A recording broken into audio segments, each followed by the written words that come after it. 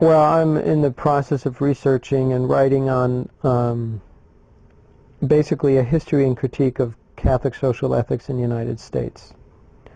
And what I'm trying to do is to show how the impulses under which the forces that generated what I call this Americanist tradition in Catholic social teaching, and to show how it has led the Catholic Church to accommodate itself and subordinate itself to the nation state, and then to put forth an alternative view as well.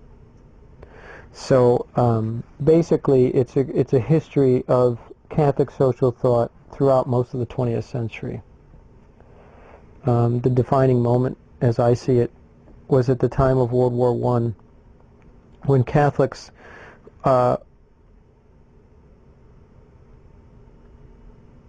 uninhibitedly joined in support of the war effort and in the relief effort that followed the war.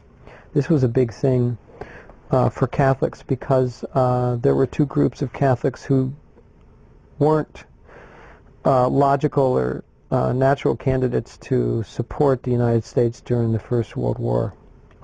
Irish Catholics who were reluctant to support anything allied with Great Britain, and German Catholics who were hesitant to ally themselves against their homeland. Many of them still spoke German, and their family and friends were still back in the old country. So it was a significant thing when both Irish Catholics and German Catholics threw their weight totally behind America's war and became American Catholics. So they took on a new kind of ethnic national identity at that time. And the Catholic bishops were very instrumental in recruiting and mobilizing the Catholic people behind the war effort, in founding in 1917 the National Catholic War Council, which was designed to mobilize the Catholics in support of the war. After the war, they changed the name of the organization into the National Catholic Welfare Council, and then after that to the National Catholic Welfare Conference. And the purpose came to be that it would show America, it would transmit to America Catholic social teaching. And in doing so, it would transform America. So Catholics set out in 1919 to transform America with basically their Thomist principles. But what happened instead, I argue, is that they transformed themselves into Americans, and they took on the identity of that which they were trying to transform.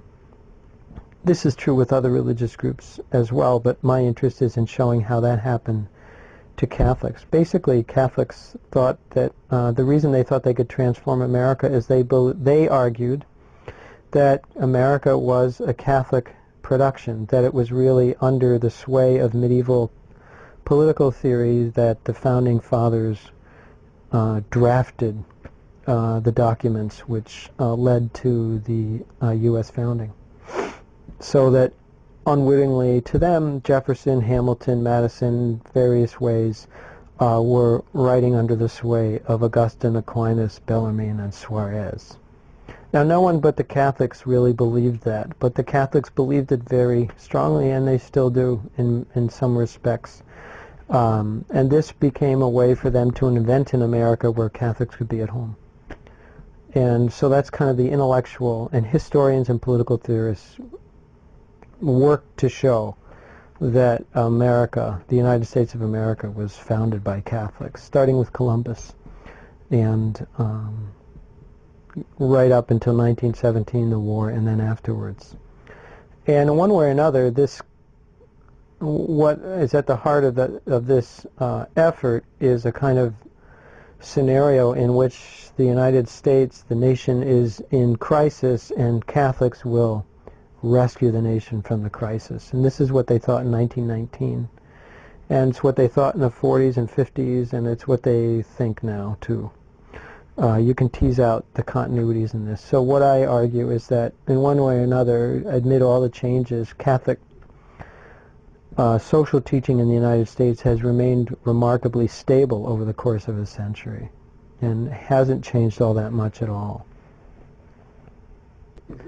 The Catholics, for the Catholics, America was founded in Maryland in 1629 by George and Cecilius Calvert, and they were the ones who started religious freedom by having a colony which permitted various forms of Christians, no non-Christians, but various forms of Christians to participate in government. The Presbyterians and the Calvinists looked to Massachusetts Bay Colony for where America got started for them. If you're Baptist, I suppose you go to Rhode Island and look at Roger Williams's founding efforts and say, well, that's where America really got its start. And if you're Mormon, you can kind of posit that it really didn't get its start until the mid-19th century. And so in one way or another, religious groups have been inventing an America which they